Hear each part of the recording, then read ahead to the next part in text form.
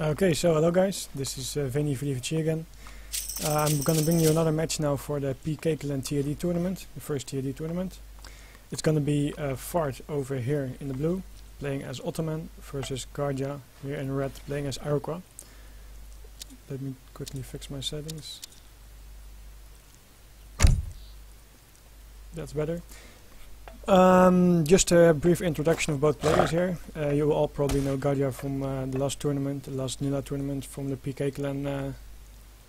The Garja was second, I believe. He made it to the finals, lost to Shimras, so definitely a very good one-on-one player. Fart might be a little bit unknown to some of you. I can say that he's definitely one of the best team players here currently active, and he's also a very good one-on-one player. So we see that, of course, the Ottomans going for the second trading post. I explained this before on other previous matches, not going into detail again. Iroquois taking a trading post as well. By the way, a quick reminder.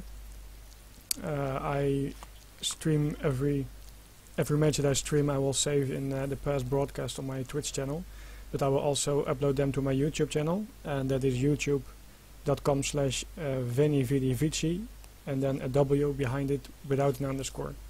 My Twitch channel is with underscore, YouTube is without the underscore.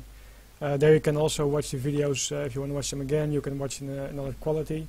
If some of you are not able to watch it in 720p, then you can still watch it in 480, for example. And of course, so if you take a look at the map, we have the gold mines very balanced. Both have them in front of their town center, but still very close, so that's good. Both players have 2 bison hunts. Both players also bringing in their first hunts, so this is actually a very balanced map so far. Very nice.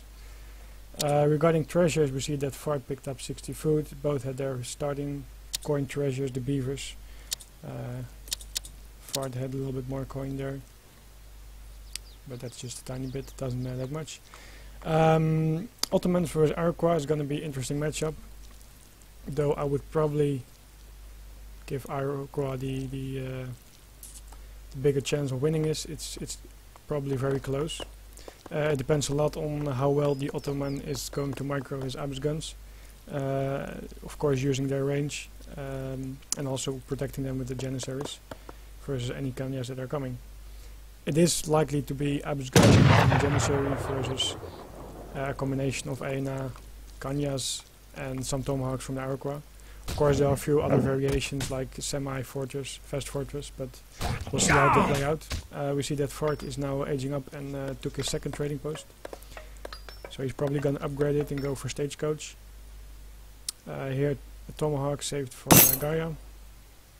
Line of sight, of course, for this house placed over here for line of sight on the map.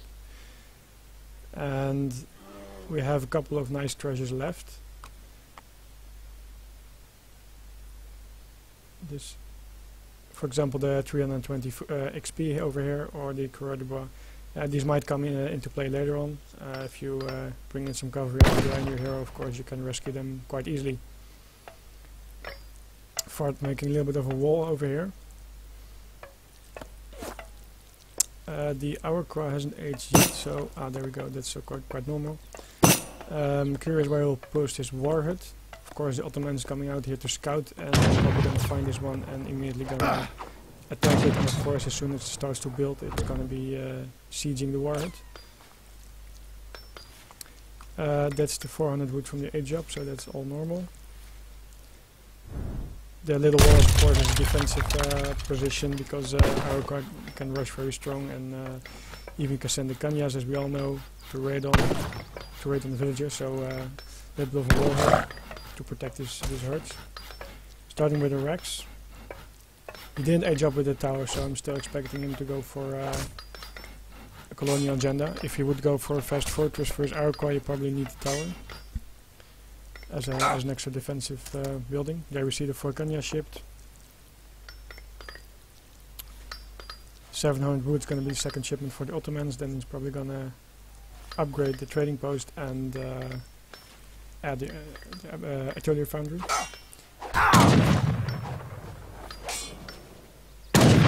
He put his hero in melee mode. That's a trick to slow down every enemy unit that you can attack with. And that means his town center can do more damage because he can get off more shots Garja can't run away as easily as they could otherwise. He already killed one, that's good. There you see that the artillery foundry is coming up. Good timing of Garja to be out here right when the Janissaries pop out. Obviously a third shipment to get the spam going of Janissaries and Abus guns. That means Garja is probably going to go for 4-5 villager shipment, as you see over here. And afterwards likely to ship the 600 wood later on to add a stable. Anyway, he took out the first trading post. I think he shipped... I might have made it, I'm not sure. Anyway, took out the trading post. It's always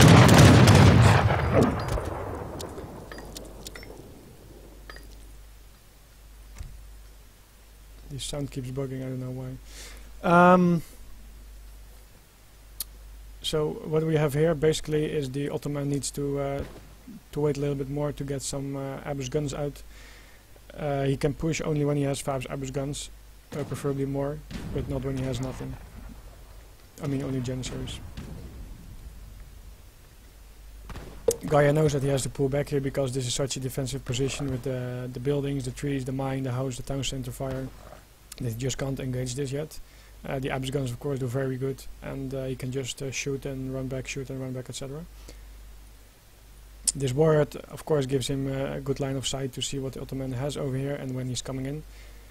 So it's always good to wait behind your warhead. You should never wait here because then you might get shot at when you will notice it quite late.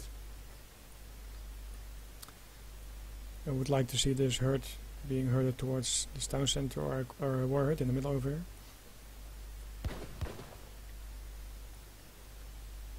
He made quite a lot of Janissaries. He's probably okay, well there you have more Abus guns. Still no stable yet, so he seems to go for heavy infantry for now, making a lot of hyenas. There you go, there's a stable. Now it's a little bit too low. So a little bit of skirmish going on over here, even shipping the 3 SRs. Very nice card, I think, if you want to put on some pressure on the warhead and try to take it out. Of course the SR is going to be microed on the hyenas, as you see over here. At the same time Janissary is microed on the Kanyas. I think some in melee mode would be better, and the Abus guns are going to be tried to be aimed at the tomahawks and also the hyenas. Micro is pretty decent over here, but I think the Abus guns were too much in range of the other units over here. And then you see, then you see that Garja is aiming with his warhead and with all his units on the Abus guns first, because usually you want to take out the Janissaries so that your Garja can do damage first the Abus guns. But in this situation, the Abus guns is the most valuable unit for the Ottoman, most expensive, and if you can take that out first, he won't be able to hit and run versus you as well as he otherwise would be able to. So I think that was a good choice to aim for the Abus guns where he could, because now the Ottomans can't really... that's too bad, one Abus gun.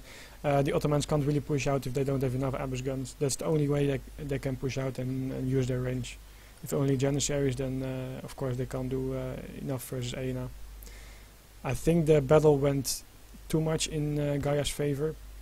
I think Fard pushed that a little bit too early, or at least committed too much to staying over here. I think he should have, you know, shoot and run back towards his town center. Here you see this micro I'm talking about. Every time you can use your range, keep in mind it's 18 range versus 16, yes, 16. So you have 2 more range. Of course, always try to use it to your advantage anytime you can. He hasn't brought in a second hunt yet. This one is going to be shot away. I'm not sure if it was an accident or back hurt. Probably an accident, as we see over there. But meanwhile, Guard has no Fire no Fard has no second hunt yet here, so you should definitely bring in either this one or that one. It might be that he hasn't scouted this one yet. Can't see that, of course. Losing one villager over there, a second one in fact. That's a little bit unfortunate. Adding in a stable with the 600 wood that he had. he did upgrade the stagecoach, by the way, and you should not forget that, of course, the Iroquois also has a trading post, so that means that they both benefit equally from the stagecoach upgrade. But then again, Fart was the one investing in it, 200 wood and 200 food. I think there are just too few Abus guns over here. I'm not sure what he wants to do. You should try to keep your Janissaries in the back as well, only move them forward, of course, if the Kanyas are coming in, to block them from getting close to the Abus guns. A little micro going on, trying to move in each other's range. With Abus guns it is, but if he comes too forward with all his units, of course he has to go back. He doesn't want to get caught. Nice that he mixes in Hussars, though a lot of players are just going for the... Now he should pop out Minutemen, I think, if he wants to win this battle decisively.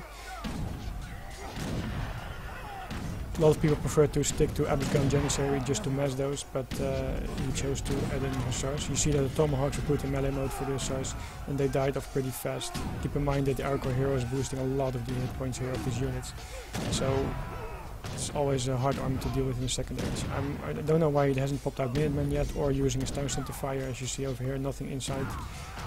Those two things might have been able to let more Abus gun live longer, and yeah, kind of come out equal in this battle, because now he definitely lost this, and you can see it also in the score, 50 points ahead for Garja. So this is going to be a very rough spot to come back from.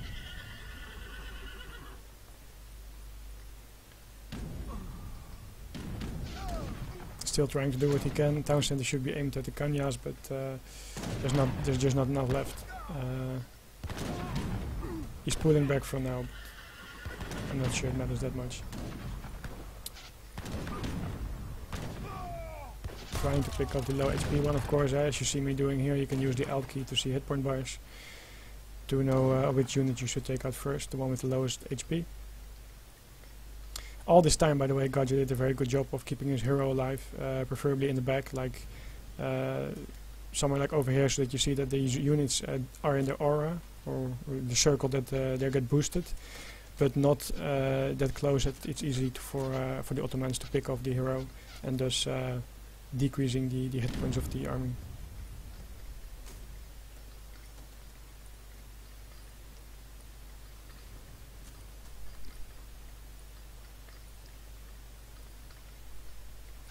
So yeah, just trying to find the best position, but he's just now outmassed by too much, and not that much he can do right now, I think.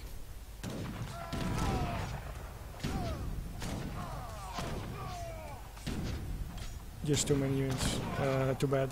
I think it was a very good choice of Garja to go for the trading post early on. I also think that he put up his artillery foundry a little bit late. If he would have 5 Abus gun out earlier, he probably would have been able to push on his position a little bit. At least not give away his trading post that easy. And it was a good decision for Garja to make some extra units, because sometimes you see that the Iroquois is going for a little bit more of an economic build, 1 or 2 more upgrades perhaps, though he has no market yet. Okay, then often, for example, adding the market, but now he chose to go for a few more units, so he can seize the trading post. And if you take out one trading post, not only did the Ottomans invest a lot in it, but you also, of course, damage his economy by a lot. Early on he said on XP, that means he has less shipments. Later on he will say to resources, and that means for less resources to train Abus guns.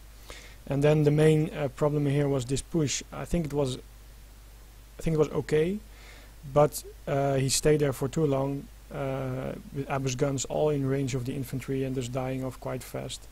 Like I said, in that situation you can just pick off the Abus guns first, because it's the most annoying unit for you as Iroquois, and then later on you can deal with all the Janissaries, because you can make Aina easily.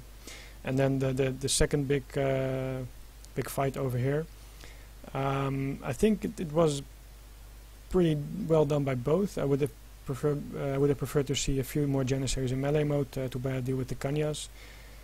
Eventually both microed pretty well. Like I said, Garja also had his hero in the back, not being sniped off by a Town Center and other fire. But then again, Fart should have probably fought in a little bit more over here, so it wouldn't be able, so the Kanyas wouldn't be able to reach him that easily. because the wall and the market blocking. And he should have popped out Minutemen earlier, in my opinion, and put in some villagers to get 90 town center damage.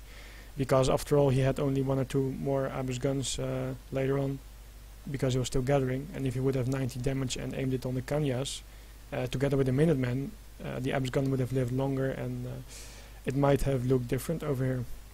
Anyway, good game. Let's just briefly check post game here. You see the 5 villager shipment.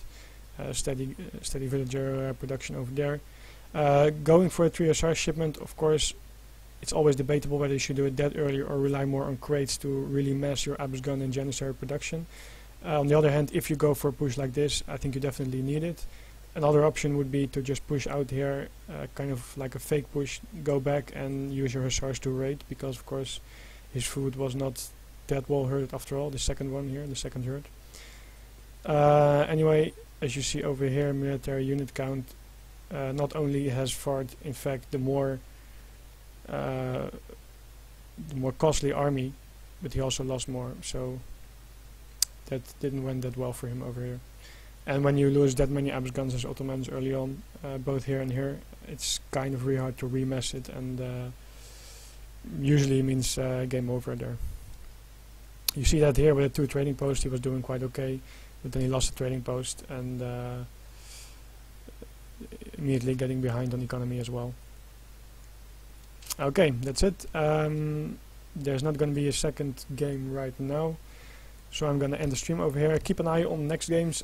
Tomorrow I think I will stream another one in the afternoon.